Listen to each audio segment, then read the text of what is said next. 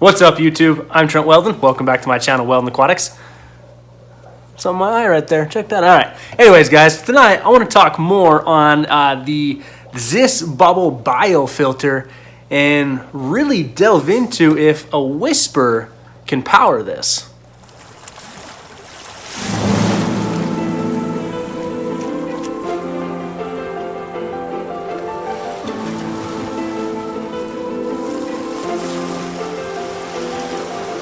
So what do I mean when I say if a Whisper can power this?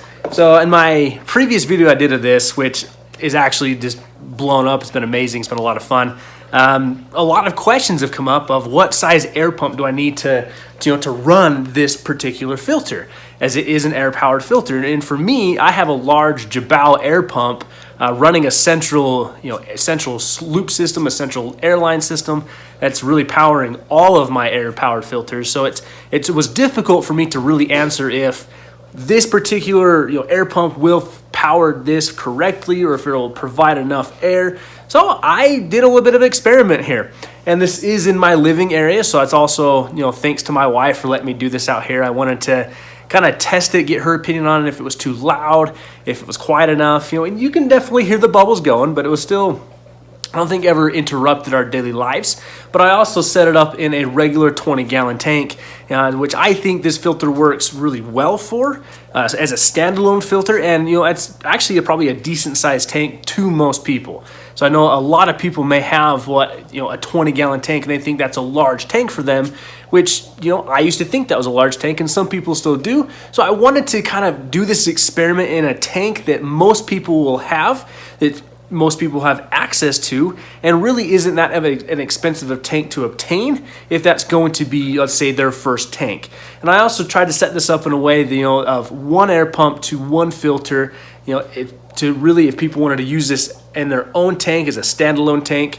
And I also set this up as I have zero biological, I have no fish in here, so I have nothing producing ammonia. You're gonna get bacteria growing on the media anyways, but I try to do this in such a controlled environment to really give a really good baseline of what an air pump can do for this filter.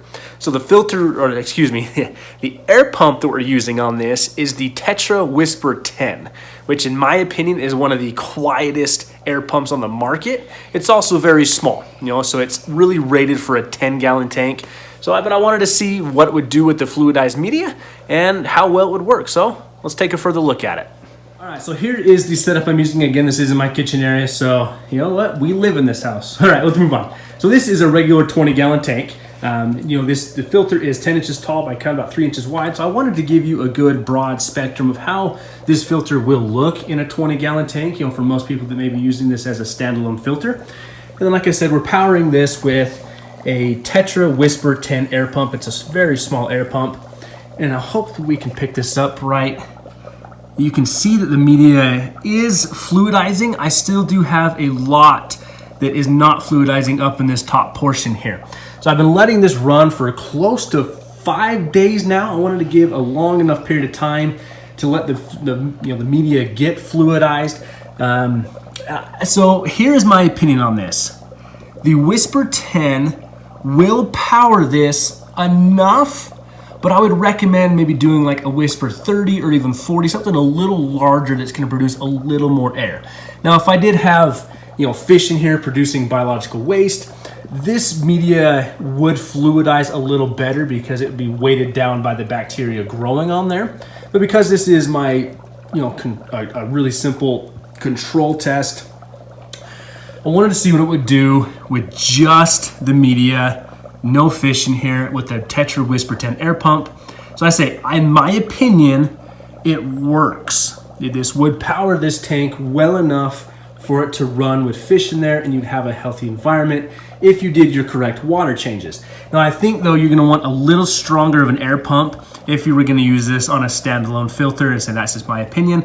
So this has been a fun test to run, and maybe in the future I'll look at this again further with different size air pumps to see what we can accomplish. So guys, there you have it. There was my test on the new ZISS bubble biofilter, the new fluidized media filter. It's been a lot of fun to test. You know, this has actually kind of caused some controversy across the internet, but there is my opinion on this, on what size air pump you need to run this on a standalone tank. So I recommend something a little bigger than the Tetra Whisper 10, but this will work correctly. So thank you for joining me on this one, guys. And I really look forward to doing more testing with this filter. It's been a lot of fun to use and really kind of give more of my opinion on how it's working in my fish room. So again, thank you for joining me. We'll see you guys in the next one.